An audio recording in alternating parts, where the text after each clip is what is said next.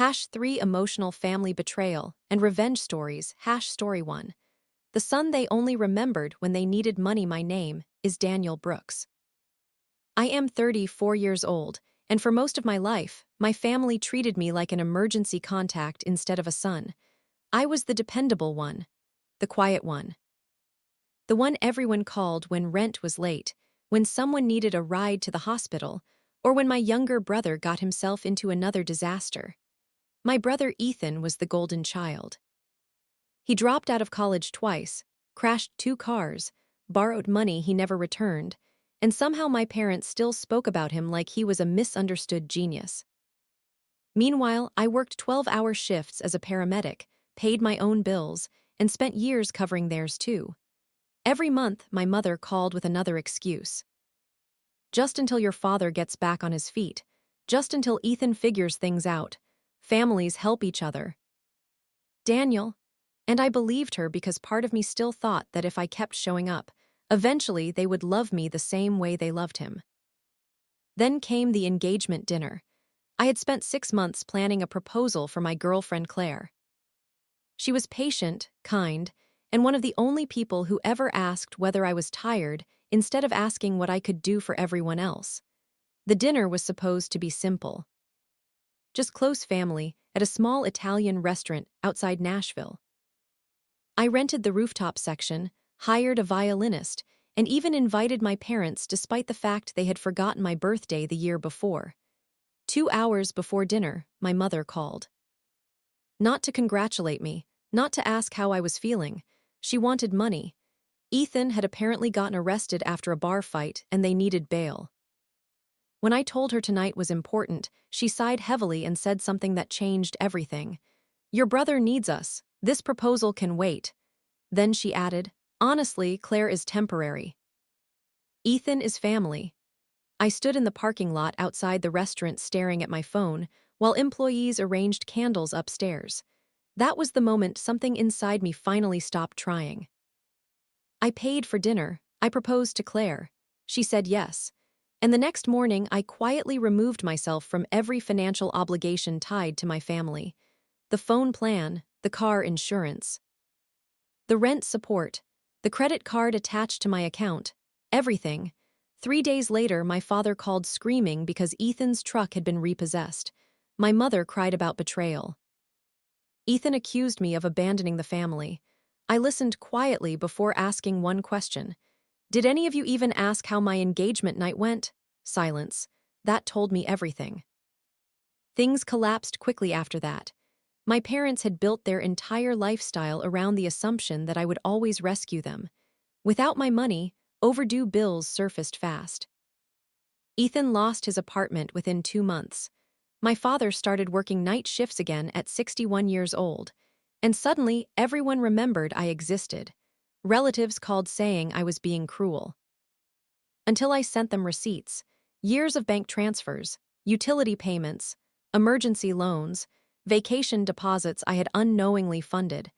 The family story changed very quickly after that. The final conversation happened 6 months later after Claire and I got married. My mother showed up at our house, holding a casserole dish like she could bake her way back into my life. She said she missed me. I asked whether she missed me or my bank account. She cried. I closed the door. That night Claire asked whether I felt guilty. I told her the truth. No. I just finally feel free. Story 2. The daughter who paid for everyone except herself. My name is Vanessa Reed, and by age 29, I had become the financial backbone of a family that barely remembered my birthday. I worked as a corporate accountant in Dallas. My salary looked impressive from the outside, but most of it disappeared before I ever enjoyed it. My younger sister Lily always needed help. A failed business, a luxury apartment she could not afford, designer handbags purchased during emotional breakdowns. My mother called it supporting family. I called it drowning slowly. Every holiday became a performance. Lily arrived late wearing expensive clothes and dramatic excuses while I brought side dishes, paid restaurant bills, and cleaned up afterward. Then my grandmother died, and everything changed. At the funeral reception, relatives surrounded Lily because she was crying loudly enough for everyone to notice. Meanwhile, I handled paperwork, paid funeral costs, organized flowers, and comforted guests. Late that night, I overheard my mother talking to an aunt in the kitchen. She said, "Vanessa is useful, but Lily actually has a heart." Useful. That word sat inside my chest like broken glass. 3 weeks later, my mother called asking for another loan because Lily had maxed out another credit card. I said no. There was a long silence. Then my mother laughed softly and said, "Don't become selfish just because you finally make good money." I realized then that no amount of sacrifice would ever earn me respect from people who benefited from disrespecting me. So I made a plan. I stopped paying for everything. No announcements, no dramatic speeches, just boundaries. I canceled automatic transfers. I separated shared accounts. I stopped funding emergencies caused by irresponsibility. Within 2 months, reality hit them hard. Lily's apartment management filed eviction paperwork. My mother's car got repossessed. Collection agencies started calling. And suddenly I became the villain. My family told relatives I had become cold and arrogant, until my uncle asked one simple question. "How were you all surviving before Vanessa started helping?" Nobody answered. The truth spread quietly after that.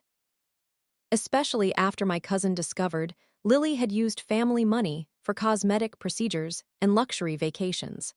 The final straw came during Thanksgiving. My mother invited me over pretending she wanted peace. Instead, she spent dinner hinting that I should help again because family struggles together. I stood up, placed my fork down, and said, "No. Healthy families struggle together. Ours only struggles when I stop carrying everyone alone." Then I left. A year later, my life looked completely different. I bought my first home, started therapy, took my first vacation without guilt, learned what it felt like to spend money on myself without hearing accusations in my head. The strangest part: the world did not end when I stopped saving everyone. Only the manipulation did. Story 3. The brother they erased until the will was read my name is Marcus Hale. When my grandfather died, my family learned very quickly that silence can destroy people faster than screaming ever will. I grew up in a family obsessed with appearances. My older cousins were athletes. My younger brother was charming. My aunt ran the family business. I was the introvert who spent weekends helping my grandfather repair old furniture in his garage. Most people assumed I was his least favorite because I was quiet. They were wrong. For years, while everyone else fought over attention, my grandfather taught me practical things: how to manage money, how to fix broken things, how to recognize manipulation early. The rest of the family barely visited him unless they needed something. I visited every Sunday, not because I expected anything. Because he mattered. When he got sick, things became uglier. My aunt controlled hospital visits. My cousins argued about inheritance before the man had even died. My brother asked whether Grandpa's house would finally be sold. I remember sitting beside my grandfather's bed one night while machines beeped softly around us. He looked at me and said, "The people who love you only when you are useful will disappear the moment usefulness does. Remember that." He died 3 weeks later. At the funeral, everyone performed grief beautifully. Then came the will reading. The room changed instantly. My grandfather left most of the estate to me, not millions, but enough: the house, his workshop, his savings, and attached to the will was a handwritten letter. It explained exactly why. He wrote that I was the only person who consistently showed up without asking for reward. My aunt turned pale. My brother looked furious. One cousin actually laughed in disbelief. Then the accusations started: manipulation, favoritism, brainwashing. My aunt claimed I had taken advantage of an old man. That accusation ended quickly after the lawyer calmly revealed my grandfather had recorded several meetings discussing his decisions in detail. He had expected them to react exactly like this. For weeks afterward, relatives bombarded me with calls. One cousin asked whether I planned to share like real family would. I asked where that family energy had been during Grandpa's chemo appointments. Silence again. I did not fight. I did not argue.